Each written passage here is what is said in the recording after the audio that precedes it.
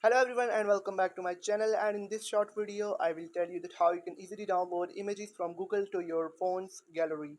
That's quite simple, interesting and easy, so make sure to watch the video till end so you don't make a single mistake. So guys, first of all, open up the Google Chrome browser on your phone.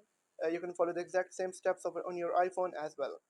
Now you'll have to tap on this search bar on the top, and then for example I will search for Ronaldo, and then I will go to the image section.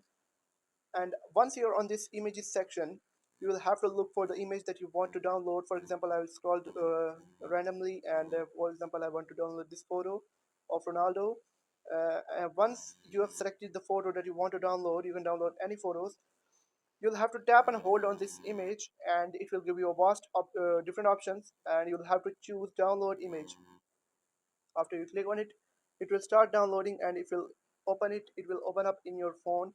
So that's how you can easily download images from Google to your gallery. I hope you have found the video helpful. If you have found the video helpful, make sure to like the video and hit that subscribe button. And if you have any questions about the video, let me know in the comment section. Thank you.